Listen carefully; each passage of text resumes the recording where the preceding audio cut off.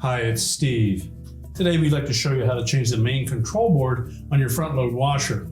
It's a really easy repair. Let me show you how we do it. Now before we begin this repair, the first thing we'll need to do is to disconnect power to the washer. So either pull it far enough forward that you can unplug it, or locate the electrical panel, turn off the appropriate breaker, or remove the appropriate fuse. Once we've done that, we'll then pull the washer far enough forward that we can access the screws that secure the main top to the cabinet. Typically these screws are a number 2 Phillips. Just remove them both.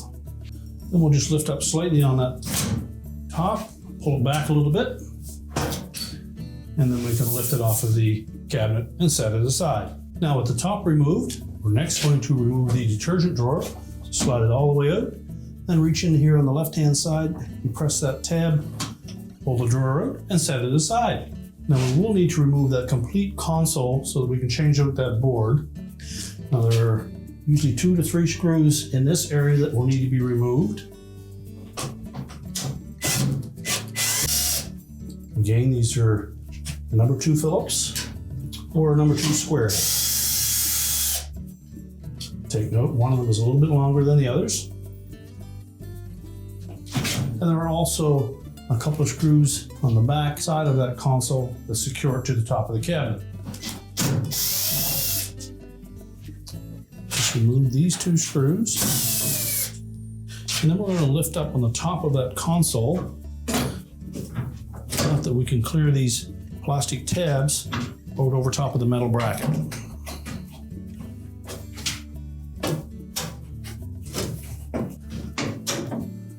Now once those are clear, we can fold that console forward. Now the easiest way to complete this repair is to disconnect all of those wire harnesses. Then we'll set that control panel on a suitable work surface and we can change up that board. So just be sure that we depress all the locking tabs as we remove those harness connectors. Now this style, you need to lift away with the locking tabs and just wiggle those connectors out. Now there are a couple of harness restraints that are attached to the cover of that board. If they don't pull out easily, I won't worry about it right now. We're going to take the mounting screws out that secure this control board to the console. Again, a number 2 Phillips or square head. Now once you have the ones removed on the perimeter, there are 2 more down through the center.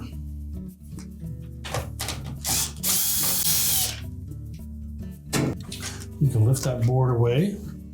I'm going to carefully set that control panel aside.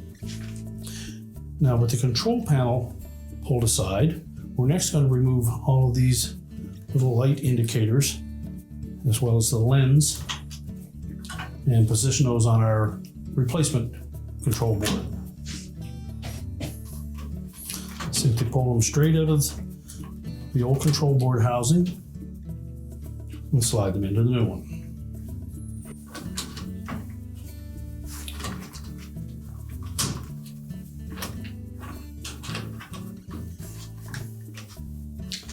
Now we also need to pull out this interim shaft that goes between the knob and the actual control. So just rotate it until this little indicator, the tab on the bottom side of it, is pointing towards the center of the control board. And it will slide right out. You'll note that there's a little keyway on the side of that shaft, and that has to line up with the corresponding slot in that opening.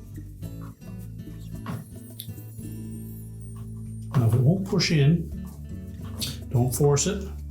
Just look down through that opening and you'll see 3 little tabs on that actual control in there. They need to line up identical to how you remove the knob or shaft from the old control. Now if we look down through the opening where that shaft came out of the original control, you'll see that there are 3 little tabs, one on the bottom, one on the top, and one on this side. So what we need to do with our new control is to rotate that little control inside till it's in that same configuration. We can use a small flat blade screwdriver and just visually look down through the opening, rotate it around until we get it lined up properly. Now that we've determined where that little control, or what position that little control needs to be in, we're going to take that shaft and we're actually going to use the opposite end of it. We'll view down through the opening of our new control.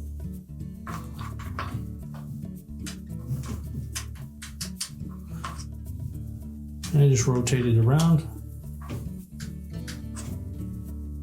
until we get it in the proper position. And then we should be able to slide the right end of that shaft straight down in. And there we have it. So next we're just going to put that lens in place. Take a small flat blade screwdriver and just gently pry the old one off of the old control.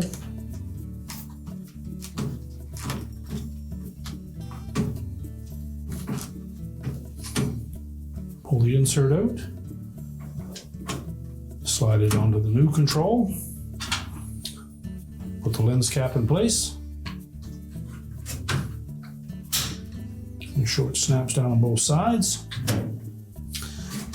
Now all that remains is to release the harness restraints. To do so, we're going to separate the plastic housing of that old control. Simply grasp one edge, release the tabs,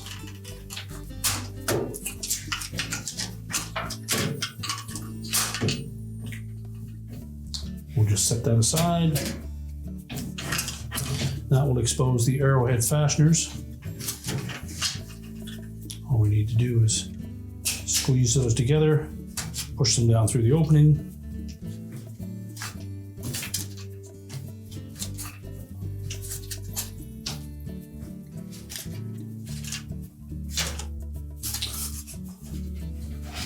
You can then discard the old control. We're now ready to reconnect that wire harness. Just snap in those arrowhead fasteners.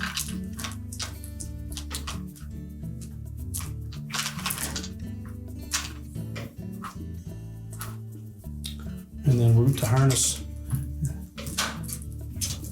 into the proper spots.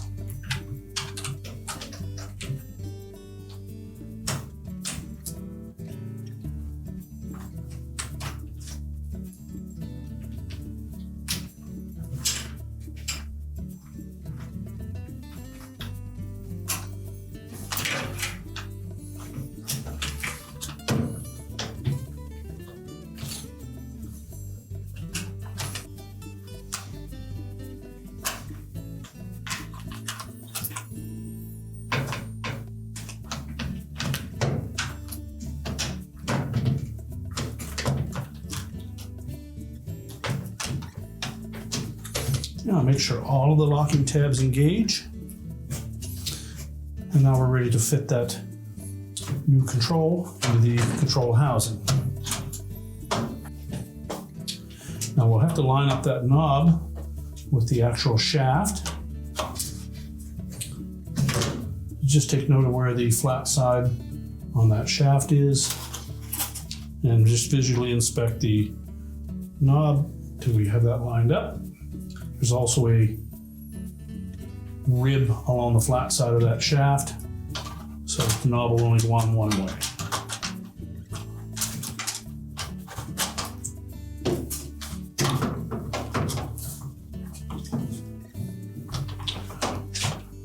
Make sure the control is sitting flush, and then we'll reinstall those screws.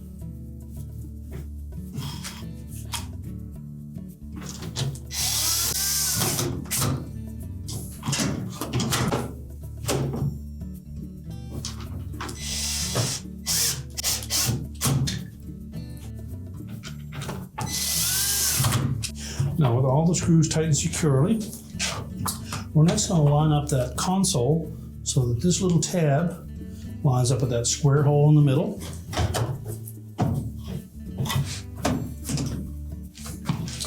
Make sure it's even side to side. You can actually tuck the top end in first.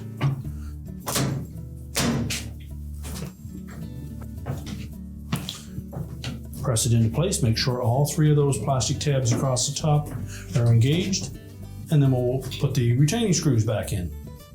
Now, quite often these plastic tabs will break away, so make sure that when you reinstall that console that it's flush with the cabinet pushed all the way back, and just try to catch the edge of that as best you can.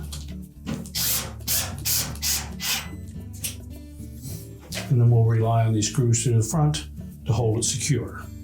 Now, when installing the top, you need to make sure that this little folded over edge on the front or leading edge of that main top tucks in behind these two metal brackets. When you slide it into place, it shouldn't lift up on the front.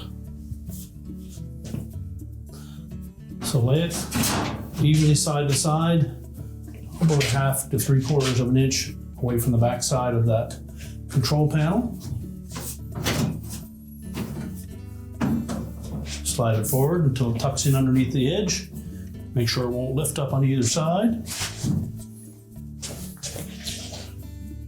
And then we're ready to put the two mounting screws on the back. And now we'll go back to the front of the washer. We're all set to put the detergent drawer back in. Make sure we line up both sides with the slotted openings in the actual drawer housing. Make sure the stop engages. We're ready to push the washer back into place, reconnect our supplies, reconnect the power, and your repair is complete.